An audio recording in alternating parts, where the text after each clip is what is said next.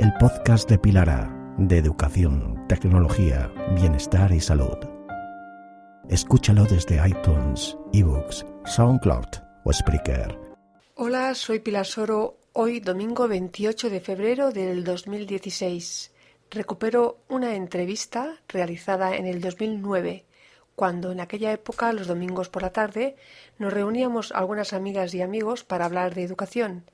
Es una entrevista de Marcos Cadenato a Jon Bustillo, para que vean qué podía pasar cuando un docente utilizaba un blog de aula. Conecta a Radio Web 2.0, la radio educativa en Internet. Muy bien, buenas tardes a todos. Vamos a seguir los planes previstos a pesar de los duendes. Escucháis Radio Web 2.0, la radio educativa en Internet. Hoy es domingo 18 de octubre de 2009. Os habla Marcos Cadenato desde Bilbao, País Vasco, España, y tenemos el placer de compartir los próximos 40 minutos con un profesor universitario que ha sido noticia estas semanas en España. Para abrir boca, dejadme que os lea los titulares de algunos medios de comunicación españoles. Diario El País. Despiden a un profesor por usar el blog para dar clase. La Castola Vizcaína considera que su empleo exclusivo, en la educación infantil no es aconsejable. El profesor rechaza la versión del director. Diario El Correo. Una Icastola expulsa a un profesor por usar los blogs como método de enseñanza. Alega para despedirle que el docente utilizó un soporte que no se ajusta a los parámetros. Para centrar más el tema y empezar el diálogo, debemos recordar literalmente un párrafo de la carta de despido. Dice así: la metodología que usted ha utilizado para dar sus clases no se ajusta a los parámetros establecidos por la normativa en vigor, diseño curricular base del ciclo de educación infantil, ya que la ha basado en el uso del blog como elemento motor de la asignatura. La gran ventaja que tiene la radio es que podemos escuchar sin intermediarios al protagonista. Hoy está en la 2.0 Jon Bustillo, profesor de didáctica y organización escolar en la Universidad del País Vasco. Buenas tardes, Jon. Hola, Marcos, buenas tardes. ¿Qué tal? Pues bien, un poco sorprendido por la expectación que ha surgido este asunto. Bueno, ¿listo? Cuando quieras. Comenzamos entonces. ¿Cómo se encuentra uno después de que le requieran para participar en diferentes medios de comunicación, radios, televisiones, periódicos, por una situación que no es ciertamente muy agradable? Hombre, pues un poco como un protagonista, digamos, indeseado, ¿no? Es decir, ser noticia por esto, pues nunca es grato, ¿no? Pero bueno, me ha tocado a mí, de alguna forma he sido capaz de canalizar, digamos, dos realidades que hay dentro de la educación, la gente que apuesta decididamente por una innovación educativa, metodológica, asociada a las TICs, y la otra parte que se aferra, digamos, a un concepto clásico de la educación, ¿no? Y bueno, pues de alguna forma me ha tocado a mí ser noticia por este asunto, ¿no? ¿Y esperabas que tu caso tuviera una repercusión tan grande en los medios españoles? En absoluto, claro. Imagínate, decir, yo me muevo en los ámbitos educativos y no en los ámbitos comunicativos. Entonces, todo esto, pues a mí como que me ha sorprendido, ¿no? Lo que pasa es que, de alguna forma, he llegado en el momento adecuado, ¿no? Esto, pues en comunicación lo deben saber muy bien, ¿no? Tener esa noticia adecuada en el momento adecuado. Y claro, justo en el momento en que se está tratando de expandir lo que es la Escuela 2.0 en el Estado español y concretamente en la Comunidad Autónoma Vasca con el plan Escola 2.0, pues claro, sí que es lógico que los medios de comunicación se hagan eco, ¿no? Resúmenos, por favor, para los oyentes de Radio Web 2.0, ¿qué es exactamente lo que ha sucedido contigo en este centro educativo de Vizcaya? Bueno, desde el punto de vista puramente laboral, se me cita un viernes, digamos, el lunes comenzaron las clases y a mí se me cita el viernes anterior para tener una reunión. Bueno, pues asisto a la reunión y se me comunica que se me despide y el argumento que se me da, que está reflejado en la carta de despido, es que me despiden porque utilizo el blog como motor de la asignatura, ¿no? Entonces, bueno, a mí me parecía un chiste, ¿no?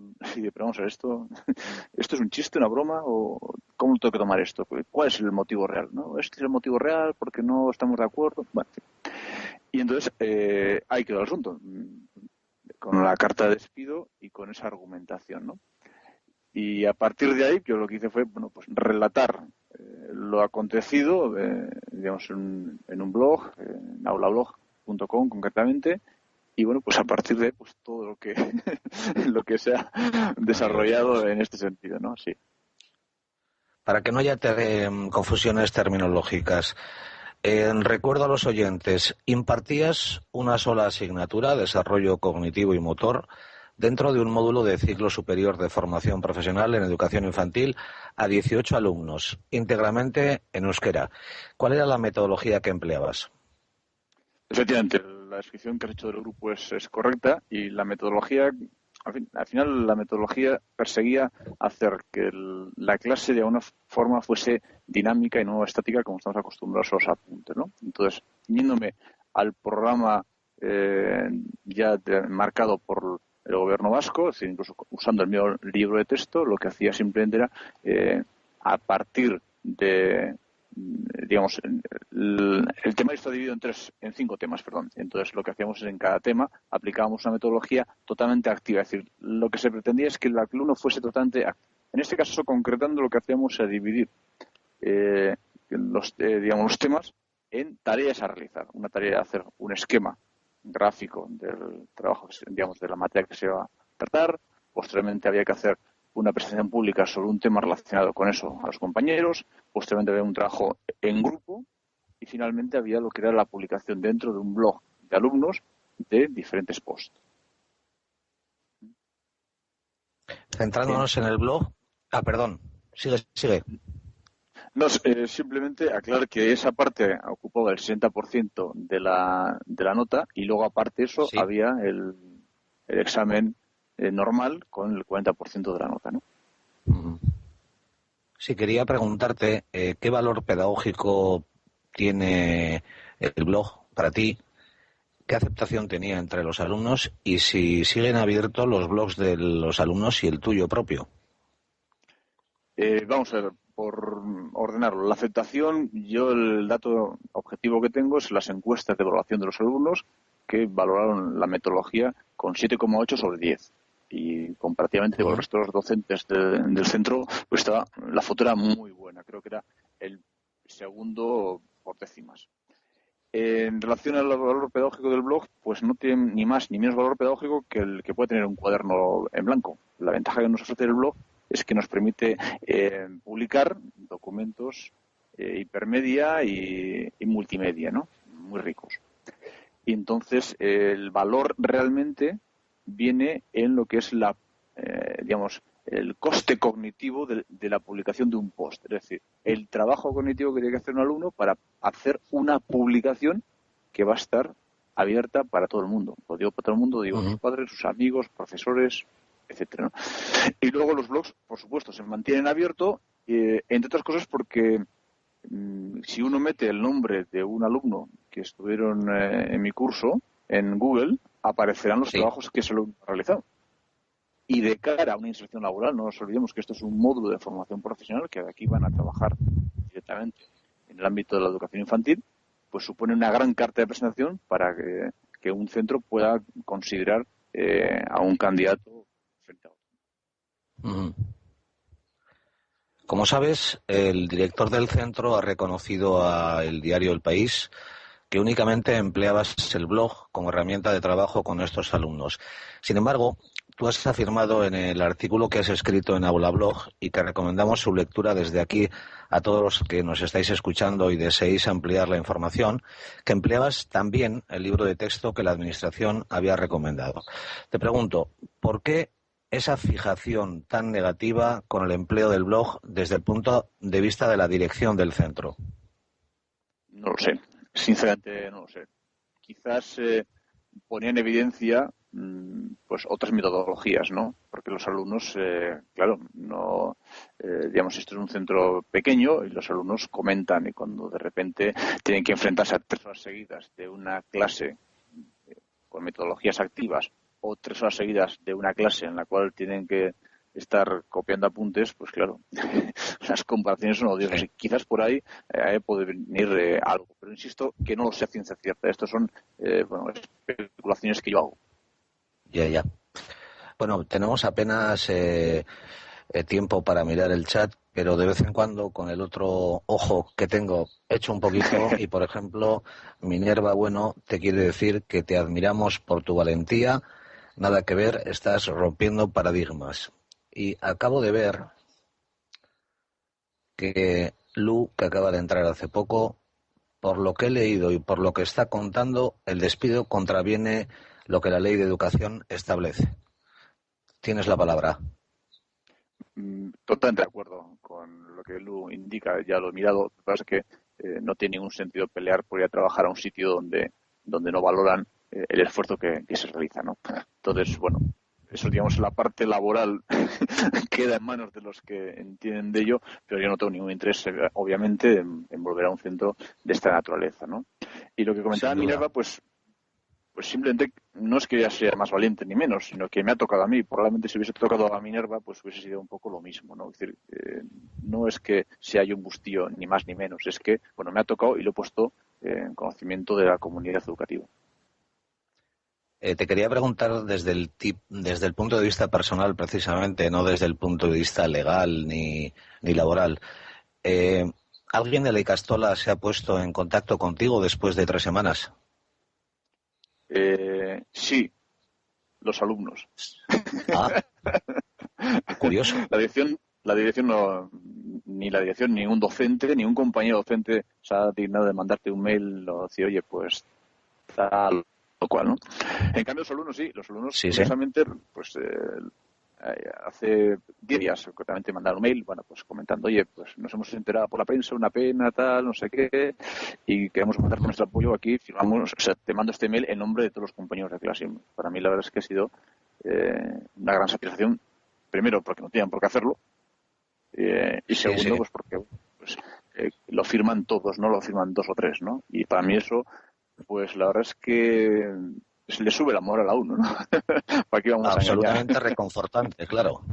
Totalmente. Reconfortante totalmente. Sí, qué bien. ¿Alguien del Departamento del Gobierno Vasco se ha puesto también en contacto contigo? No, yo creo que yo he sido aquí una anécdota educativa que de alguna forma ha generado mucho ruido en un momento puntual en los medios, pero no creo que esto pueda tener mayor trascendencia ni a nivel de gobierno ni a nivel del centro. El centro sigue funcionando y el gobierno sigue haciendo sus cosas, ¿no? Y yo sigo trabajando pues en cosas, ¿no? Pero Y una curiosidad, ¿cuáles han sido los comentarios más frecuentes en tu entorno personal, la universidad, la familia, los amigos? ¿Qué te han dicho? Bueno, pues un poco sorpresa, ¿no? Porque no se podían creer que un centro que de alguna forma vende a otros, digamos, a otros centros educativos asesoramiento, pues pudiese hacer semejante despropósito. Y luego el entorno cercano, pues los que me conocen y saben cómo trabajo, y bueno, digamos, sobre todo el entorno de la universidad, que bueno, ya llevo varios años trabajando en la universidad, impartiendo también docencia, pues sí, un poco sorprendido, decir, pero bueno, ¿qué es esto? Estamos aquí tratando de formar a las nuevas generaciones en el uso de este tipo de herramientas para que luego se puedan incorporar bien en el mundo laboral y de repente, cuando tú lo estás aplicando, cogen y te cortan los pies, ¿no? Bueno, pues la sorpresa, indignación, bueno. Claro, es que la pregunta siguiente va por ahí. ¿Cómo te sientes como docente que usa el blog, las nuevas tecnologías en el aula y que pretende al menos que sus alumnos aprendan de una manera más actual, más dinámica, efectiva, participativa y al final recibe este tipo de tratos? ¿Se resienten tus convicciones sobre el uso de las TIC en el aula o por el contrario salen fortalecidas? Es decir, ¿Jon Bustillo seguirá usando el blog en sus nuevos proyectos? Yo creo que no es tanto una cuestión de salir fortalecido, no, es una cuestión de, vamos a ver, la educación está en un momento de cambio y exige metodologías activas. Se puede hacer a través de un blog, a través de cartulinas, a través de otros elementos. Es decir, el elemento blog, bueno, pues es porque yo me encuentro cómodo con él y, bueno, pues entiendo que es útil, pero no es un tema de estar reforzado por esto, o sea, decir, que voy a usarlo más o menos, ¿no?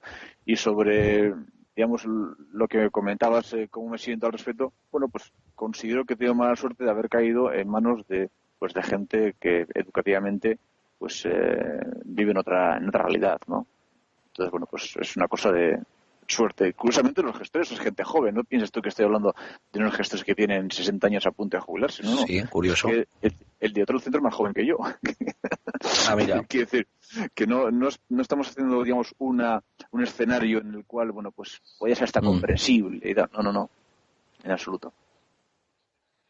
Pues de todas formas, que recordamos a los oyentes que este curso 2009-2010 entran en España los portátiles, la pizarra digital en las aulas de quinto de primaria por una orden del Ministerio de Educación y Ciencia. Y claro, ante la plena digitalización de las aulas españolas, insisto, que leas en un periódico que un docente esté expedido por utilizar el blog en el aula, en este caso el blog es casi una metáfora, es que ¿cómo se te quedó el cuerpo cuando lo viste en esa carta de despido?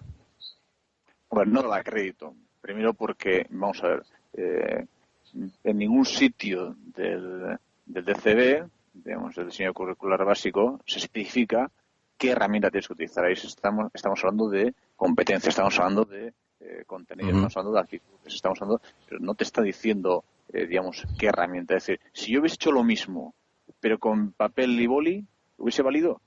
Es decir, la pregunta es otra. Es decir, ¿ha sido útil? ¿Han aprendido los alumnos? Vamos a ir por ahí. Entonces, que la del blog ha ayudado, no tengo ninguna duda. Es decir, los datos están ahí. Y es más, los alumnos reconocen que, por lo menos, recuerdan los trabajos que han publicado en la red, pero no recuerdan los exámenes que han hecho de otras asignaturas. Es curioso, ¿no? Entonces, bueno, sí. Yo creo que las cosas tienen que ir por ahí, ¿no? Es un tema de cambio metodológico, más profundo que el propio blog. El blog es una anécdota que esta gente no sabía interpretar. Porque ¿desde cuándo utilizas el blog en el aula, John? Pues en este centro educativo, desde el primer día en el que entré a trabajar, de esto ya hace curso y medio. Es decir, yo me incorporé el curso pasado lo di entero, el anterior lo di desde la mitad del curso y desde el primer día, ¿no? Y además yo aquí quiero aprovechar para comentar algo que es quizás más de las cosas que más duelen, ¿no? Es decir, a mí en febrero pasado se me pide que haga una propuesta de un curso de formación a otros centros educativos para incorporar las herramientas que yo estoy utilizando en clase como una oferta de formación a terceros, a otros centros, ¿no? Y se concursa con ello. Segunda ironía, perdón. Sí. Sí, y se concursa en ello en una serie de bolsas formativas que saca a concurso el gobierno vasco y tal. Es decir, he sido utilizado de alguna manera, ¿no? Sí. Intentando sobrevolar el asunto, pero generalizando un poco más en el uso de los blogs. En tu opinión, ¿cuáles son las condiciones que se deben dar para usar un blog en el aula? La disponibilidad de ordenadores, conectividad, número de alumnos, edades. ¿Cuál es tu opinión? Bueno, desde el punto de vista técnico, obviamente, las cosas básicas es conectividad. Es mejor tener una conectividad excelente y ordenadores más o menos que al revés, que no ordenadores nuevos muy bonitos y luego tener una conectividad, mala, un poco adecuada. Y desde el punto de vista metodológico, lo que requiere es un replanteamiento educativo por parte del docente. Es decir, el blog no hace nada diferente, sino lo que uno tiene que hacer es aprovechar las posibilidades que ofrece la utilización de un blog. Es decir, un blog lo que va a permitir, por supuesto, se pueden hacer blogs privados donde no trascienda la información, pero en mi caso creo que no debería ser así. Entonces, claro, lo que se hace en clase sea público, tanto lo que hacen los alumnos como lo que el docente vaya publicando, eso exige un grado de responsabilidad muy alto porque ya no se queda cerrado en las cuatro paredes del aula, sino que trasciende y los padres pueden opinar otros docentes, otros alumnos. Es decir, implica un cambio metodológico. Y yo sí, trabajo, no te haces una idea. Porque claro, si haces una metodología activa, donde los alumnos estudian a base de hacer trabajos, de la naturaleza que sea, tú te pasas todo el curso corrigiendo trabajitos. Y eso, quizás no haya mucha gente dispuesta yo. De todas formas, muchos de nosotros pensamos que las TIC son una herramienta, que las TIC tienen que ser invisibles, no tienen que molestar. Y si además consideramos lo que acabas de decir, que te encargan un trabajo específico para que montes y organices, el uso del blog en otras instituciones y centros y tal. ¿Por qué crees que este centro era tan reticente a la utilización del blog para dar clase? Bueno, al final nos estamos centrando a lo que ellos han argumentado en la carta de despido, ¿no? Probablemente, sí, como muchos han podido pensar, pues habrá algún otro motivo de fondo, ¿no? Lo que pasa es que, aunque hubiese otro motivo de fondo, el hecho de que se permitan poner en una carta de despido ese argumento quiere decir que ellos se encuentran cómodos con ese argumento, mejor dicho, que es el argumento con el que más cómodos se encuentran, ¿no?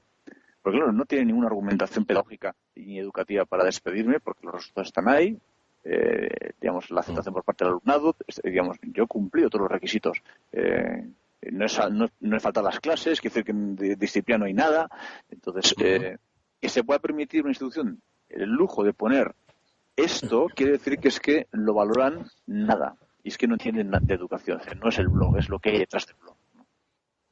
Sí, concretamente, si no tienes inconveniente, me gustaría formularte dos preguntas que los lectores de los periódicos que hemos citado antes y los espectadores de la televisión vasca señalan en sus comentarios que hacen en los blogs que sospechan que el verdadero motivo del despido no es la utilización del blog, que hay algo más detrás. En concreto, algunos profesores han destacado en sus intervenciones, y cito literalmente, que no se puede consentir un despido así con dinero público.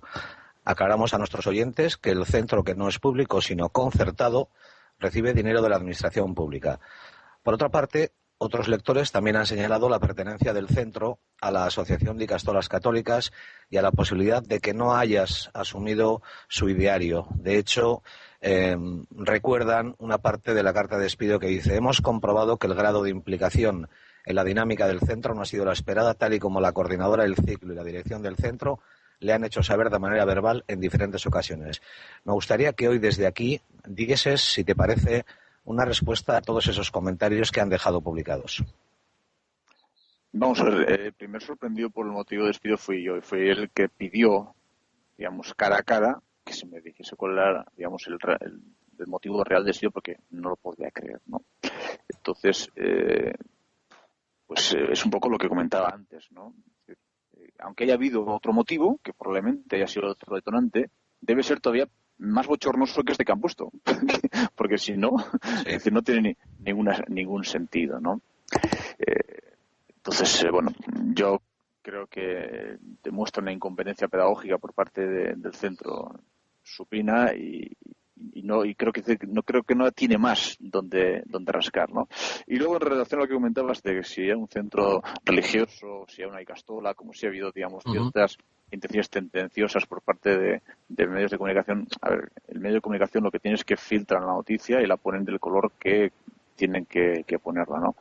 Yo aquí sí quiero poner dos ejemplos para descartar, digamos, la etiqueta del centro. Es decir, por ejemplo, en el uso de nuevas tecnologías y centros religiosos. En Barcelona, y porque aquí hay gente de Barcelona, a mí me consta que la Salle en Barcelona utiliza ordenadores con niños en educación infantil. No el módulo de formación profesional que llevo, sino niños de educación infantil con 5 o 6 años.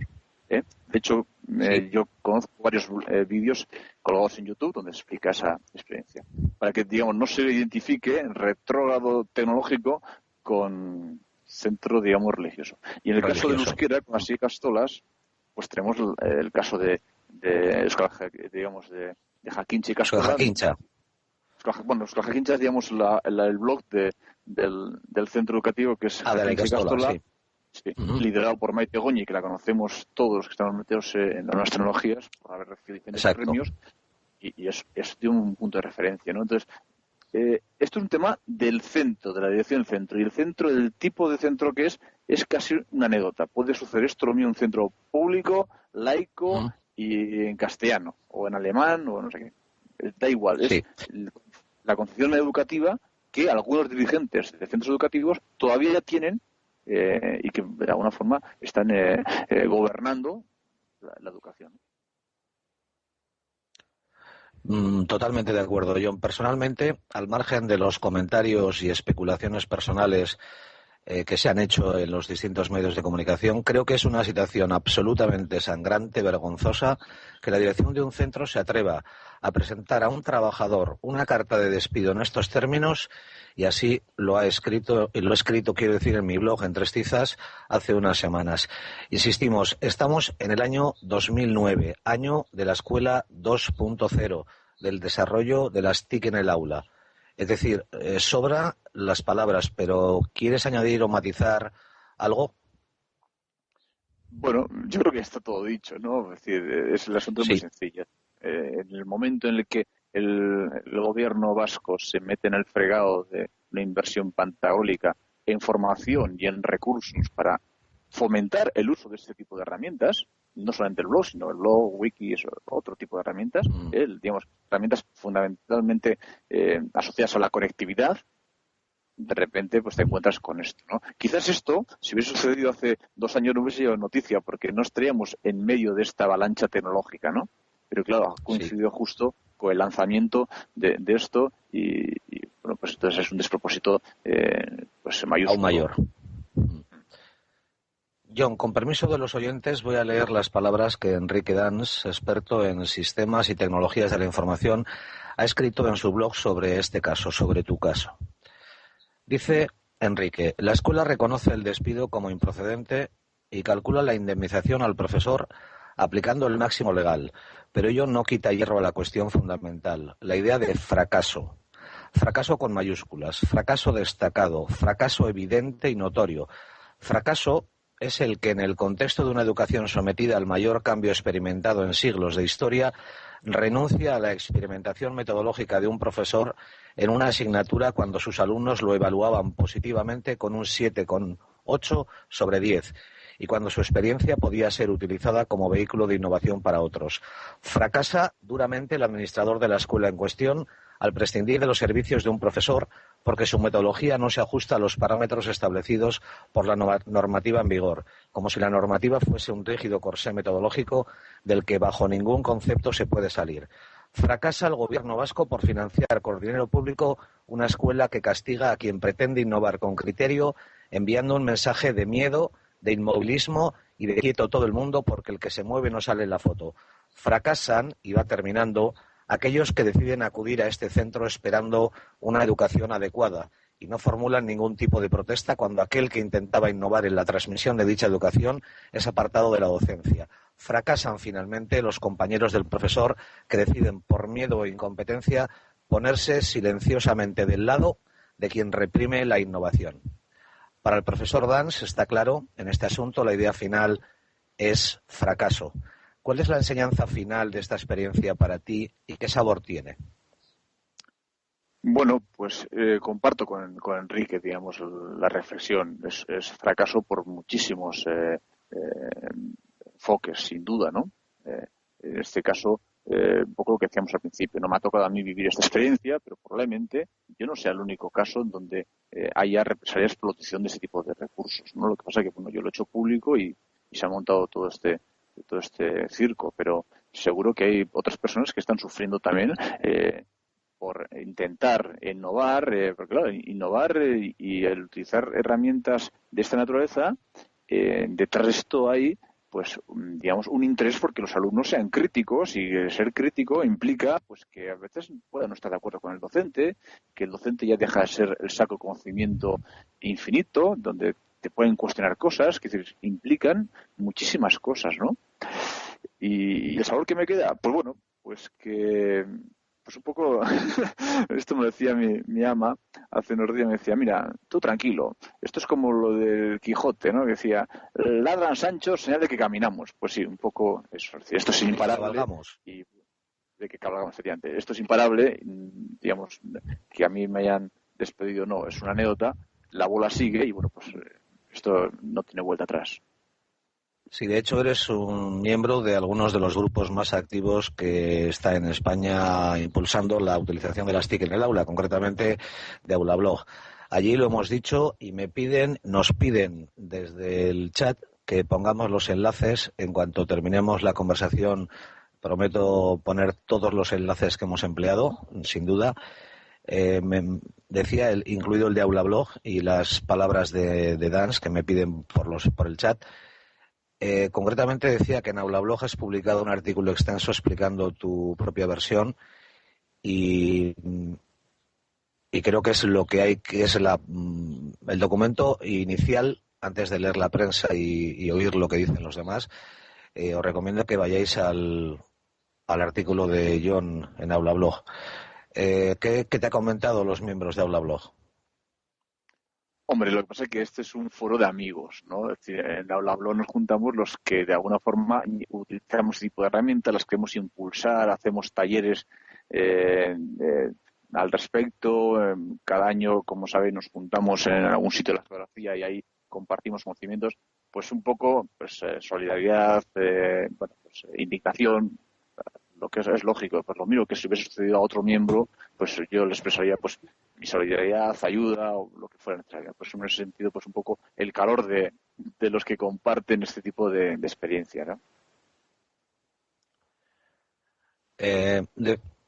John, pasa ya la media hora que habíamos previsto, pero me gustaría que nos hicieras una definición personal de lo que es para ti la web 2.0, qué ha supuesto y qué estás preparando en este ámbito. Bueno, yo no sé si soy el más adecuado para definir la web 2.0, yo no me atrevo. A mí, personalmente, como docente, la web 2.0 me supone una gran oportunidad para trabajar con los alumnos y yo la quiero aprovechar. Entonces, la web 2.0 es una etiqueta que se ha marcado para identificar una serie de servicios que aparecen a través de la web, y esos servicios me dan juego para hacer una metodología activa, para hacer que los alumnos tengan que pensar, para hacer que de alguna forma las competencias estas que tanto se habla de ellas se puedan de alguna forma trabajar frente a los contenidos, digamos, y entonces a mí me parece una gran oportunidad que sin duda en breves años veremos como habrá pocos docentes que no estén metidos, digamos, dentro de estas metodologías, ¿no? De estos servicios de la web 2.0. Perfecto. John, por último, dirígete a nuestros oyentes y coméntales lo pernicioso que puede llegar a ser la utilización de las TIC en el aula y el final al que les puede abocar. Os señala una razón más de las cientos que se han escrito para que el profesorado se convenza y se decida finalmente a utilizarlas de forma natural en su trabajo. Te animo a ello. La primera parte da miedo, porque como diga yo algo ahí... Pero lo has experimentado en tu propia carne. Lo he experimentado en mi propia carne, pero que esa parte de la pregunta, como dicen aquí, paso palabra, ¿no? Era ironía, sí. Sí, lo había captado. Lo que al respecto de la segunda parte, pues yo creo que es un poco... Esto me recuerda en el congreso, las jornadas que hicimos en Santiago Compostela dentro del grupo de Aulablog, pues yo ahí hice una pequeña comunicación, ¿no? Y hablaba un poco de dos conceptos muy, muy básicos que de alguna forma a mí me guían a la hora de la utilización de este tipo de recursos. Es que el aprendizaje se da de forma individual, es decir, yo no puedo aprender por el alumno, entonces el alumno, si es el que tiene que aprender, tiene que recorrer un camino que es el camino que hay desde el no saber al saber, por decirlo de una forma burda, ¿eh? Entonces, es un camino que tiene que realizar el alumno. Yo no lo puedo realizar, por mucho que quiera. Entonces, para que realice ese camino, yo tengo que facilitarle caminos, pistas, y esos caminos, yo, a través de la utilización de este tipo de recursos, encuentro vías para que el alumno pueda transitar. Y ese tránsito tiene que ser activo, crítico, y para ello la utilización de, digamos, la publicación en Internet a través de los blogs o wikis, otro tipo de plataformas, pero en este caso solo por la simplicidad del recurso, hace que el alumno tenga que hacer un esfuerzo por publicar algo presentable a la sociedad.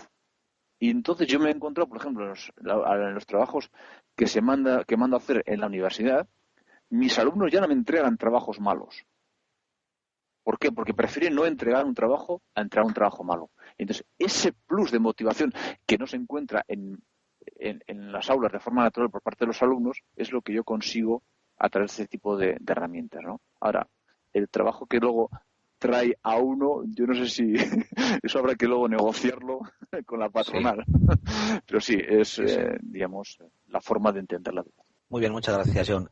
No sé si José tiene alguna pregunta del chat. Yo he intentado seguirlo más o menos, pero cuesta estar a todo. José, no sé si tienes alguna pregunta para formular a John. Bueno, pienso que una plática muy interesante sobre estos cambios que están pasando en los diferentes sitios. Pienso que compartimos experiencias similares en Latinoamérica y aquí en Estados Unidos. Una pregunta para mí sería, ¿cuáles son tus planes ahora al futuro? ¿Cambiaste de centro educativo o...?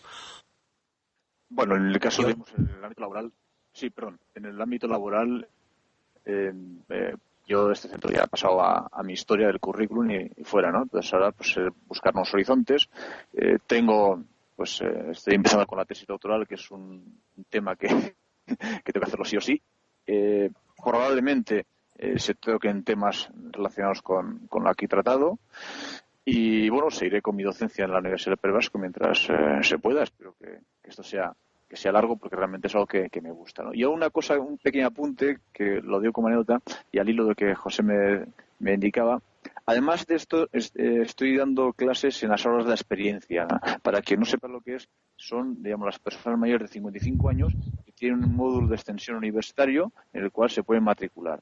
Y ahí doy la asignatura Nuevas Tecnologías para ellos. Y entonces ya empiezan a ser blogueros, empiezan a utilizar el Facebook, claro, con las limitaciones propias de la edad. Pero ver que esta generación de gente mayor pone toda su pasión y todo su empeño en poder actualizarse y vivir en los días en los que vivimos con entusiasmo y con ilusión, para mí es una gran satisfacción ver cómo esta gente hace ese esfuerzo, ¿no? Sí, es una deliciosa experiencia, las aulas de la experiencia. A través de nuestro blog hicimos, un compañero, Pacho concretamente, Pacho Landa, hizo una preciosa actividad con mayores y sus alumnos, pequeños vídeos, y salió fantástico. Fue una experiencia muy enriquecedora. Es gente muy, muy, muy entusiasta. Sí, porque quieren aprender. Sin duda. Digamos la diferencia. El alumno quiere aprobar y ellos quieren aprender. Muy bien, muchas gracias, John, por tu participación esta tarde en Puentes al Mundo y en Radio Web 2.0. Esperamos que el resto del curso te sea más tranquilo que el comienzo y te deseo mucha suerte en tu trabajo y en tu vida. Eskerrik asko, bene benetan, que para los que no sabemos euskera quiere decir muchas gracias de verdad, de verdad. También quiero dar las gracias a todos nuestros oyentes, hoy 18 de octubre de 2009, y para despedirnos os dejo dos regalos. Dos frases célebres, la primera del filósofo y estadista británico Sir Francis Bacon, que dice así: quien no quiere pensar es un fanático, quien no puede pensar es un idiota, y quien no osa pensar es un cobarde. Y otra del científico, filósofo y escritor francés Pascal, que dice: si no actúas como piensas, vas a terminar pensando como actúas. Y lamentablemente, al no estar desde la cabina, no puedo poner un tema musical que tenía pensado dedicarle a John, pero os lo anuncio y cuando lo editemos prometo ponerlo, igual que prometo poner los enlaces. Es un tema de la banda sonora de Local Hero, Go Home, de los incombustibles Dire Straits. Igual, José, los duendes nos ayudan y lo tienes previsto por ahí, porque no estaba ni hablado ni pactado. Gracias a todos de nuevo, fue un auténtico placer. Desde Bilbao para Radio Web 2.0, Marcos Cadenato. El podcast de Pilar A. Lecturas en voz alta. Escúchalo desde iTunes, eBooks, SoundCloud o Spreaker. Lecturas de Pilar Soro. Para ti.